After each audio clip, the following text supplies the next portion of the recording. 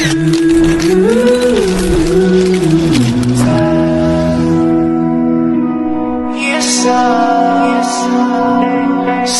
I'm gonna leave. I'm driving so far.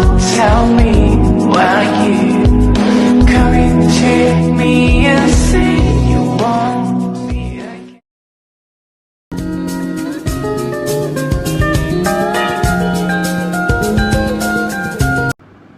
Sejak zaman dahulu lagi, masyarakat Melayu telah bertembung dengan budaya lain. Misalnya dengan budaya Hindu, budaya Arab Parsi, budaya Cina dan juga budaya Eropah.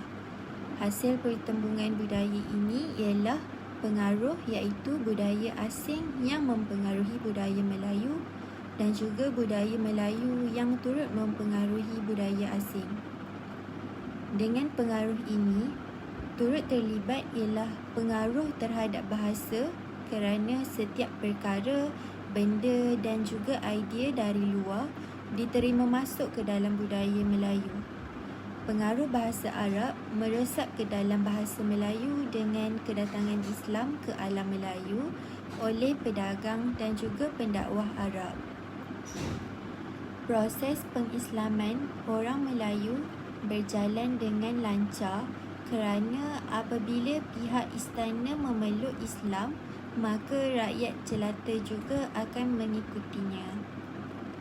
Proses pengislaman ini bukan sahaja mengubah kepercayaan agama, tetapi juga memberi kesan kepada budaya, sastra dan bahasa orang Melayu. Terdapat 6 imbuhan dan akhiran bahasa Arab yang dipinjam ke dalam bahasa Melayu. Yang pertama ialah akhiran in, ad dan juga seperti dalam perkataan mukminin, mukminat dan juga ustazah. Antara contoh lain ialah hadirin, hadirat, qari, qari'ah, muslimah, hajah dan juga ustazah. Imbuhan yang seterusnya ialah imbuhan i. Contohnya abadi, amali, azali, insani dan mikali. Imbuhan seterusnya ialah imbuhan akhiran iyah yang digunakan bagi membentuk kata adjektif yang membawa makna sifat atau ciri-ciri yang terkandung dalam sesuatu kata dasar. Contohnya ialah alamiah, lahiriah dan juga batiniah. Seterusnya ialah imbuhan in. Contohnya hadirin, mukminin, muslimin dan musyrikin. Akhir sekali, imbuhan wi digunakan secara terbatas untuk menimbulkan kata adjektif. Kedua-dua bentuk ini merupakan kelainan bagi satu bentuk iaitu penggunaannya telah ditentukan oleh huruf akhir kata dasar yang telah menerima awalan. Jika kata dasar itu berakhir dengan vokal, maka akhiran wi digunakan. Misalnya, manusia menjadi manusiawi dan dunia menjadi duniawi. Sebaliknya, jikalau kata dasar itu berakhir dengan konsonan, misalnya duniawi, maknawi, nabawi dan ukhrawi. Seterusnya, saya akan membentangkan tentang isu kesalahan penggunaan kata dan contohnya. Terdapat beberapa kesalahan kata yang dapat dikenal pasti, antaranya ialah kesalahan ejaan. Kesalahan ejaan yang terdapat dalam poster tersebut merupakan kesalahan ejaan dan ejaan yang betul ialah Ramadan walaupun dalam tulisan Jawi ia ditulis dalam huruf dad, namun dalam Rumi ia dieja dengan menggunakan huruf D. Kesalahan yang terakhir ialah kesalahan ejaan. Surat khabar merupakan satu platform penting untuk masyarakat mengetahui isu semasa dan kesalahan ini tidak patut berlaku di negara kita. Ejaan yang betul ialah cermin dan bukan cermin. Kesalahan seterusnya ialah kesalahan penggunaan imbuhan. Kesalahan yang terdapat dalam papan tanda tersebut merupakan kesalahan imbuhan. Imbuhan yang betul ialah men, kan, guna, mengguna. Semua kata kerja menerima imbuhan men perlu diakhiri dengan imbuhan kan. Selain itu, kesalahan penggunaan kata yang lain ialah kesalahan penggunaan perkataan. Perkataan netizen merupakan singkatan bahasa Inggeris iaitu citizen. Istilah yang betul dalam bahasa Melayu ialah warganet. Warganet dan netizen membawa maksud yang sama.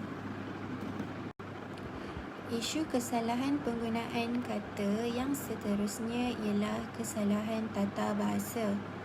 Untuk menyebut sesuatu frasa nama, kita perlu menyebut nama benda terlebih dahulu, diikuti dengan menerangkan sifatnya.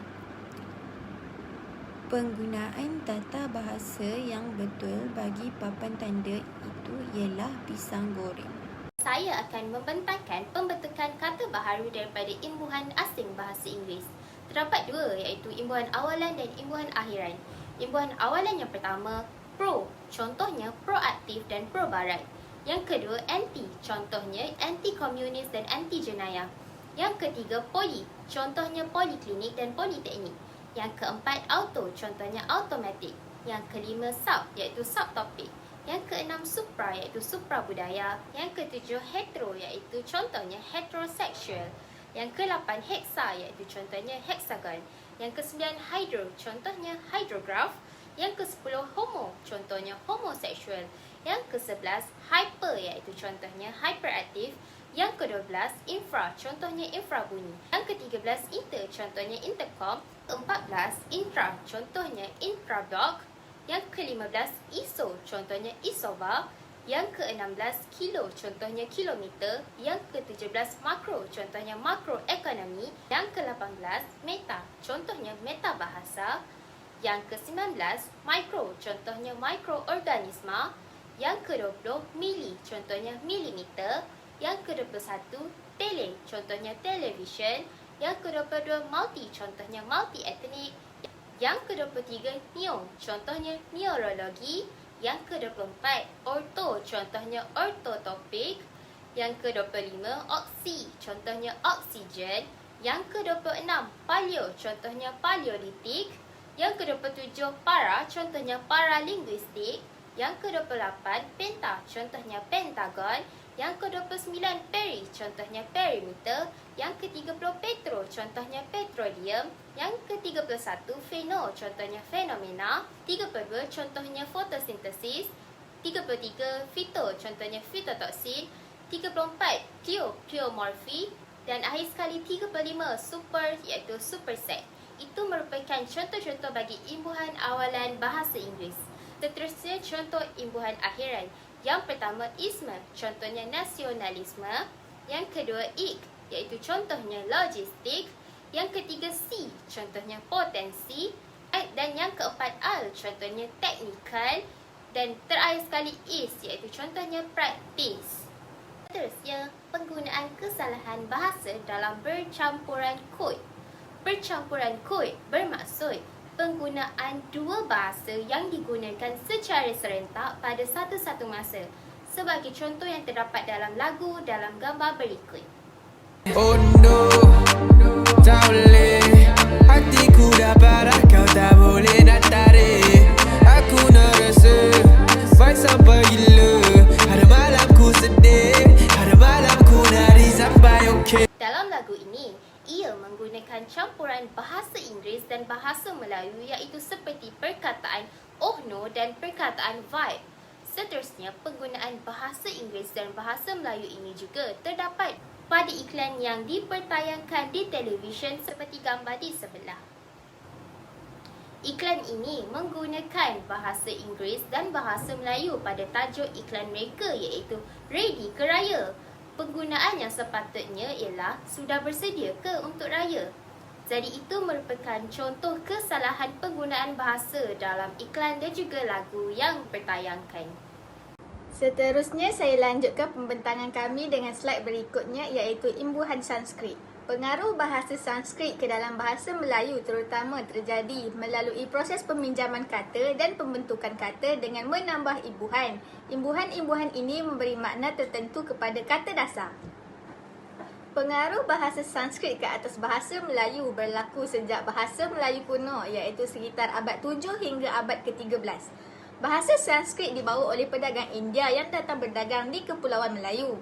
Bahasa Sanskrit juga disebarkan oleh Sabi atau pendeta agama Hindu dan Buddha yang mengembangkan kedua-dua agama itu kepada penduduk tempatan. Imbuhan-imbuhan bahasa Sanskrit boleh dikelaskan kepada dua jenis iaitu imbuhan awalan dan imbuhan akhiran. Terdapat beberapa bentuk imbuhan awalan yang tertera di sebelah saya. Pertama sekali ialah maha yang membawa maksud teramat, sangat dan berkuasa.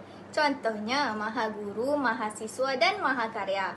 Seterusnya imbuhan tata iaitu peraturan atau susunan. Contohnya tata negara, tata susila dan tata rakyat. Kemudian pra yang bermaksud sebelum.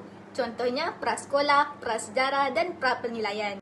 Selepas itu swa iaitu sendiri. Contohnya swasta dan swafoto. Selain itu tuna iaitu tiada atau tidak mempunyai. Contohnya tuna anggota atau tuna wisma. Kemudian eka, dwi, tri dan panca yang bermaksud 1, 2, 3 dan 5. Contohnya ika bahasa, dwi bahasa, tri bahasa dan panca bahasa. Akhir sekali pasca iaitu sesudah. Contohnya pasca banjir dan pasca program. Bagi imbuhan akhiran pula, yang pertama ialah wan atau man yang bermaksud pelaku sesuatu perbuatan, pekerjaan atau tugas. Contohnya usahawan, cendekiawan, jelitawan, seniman dan budiman.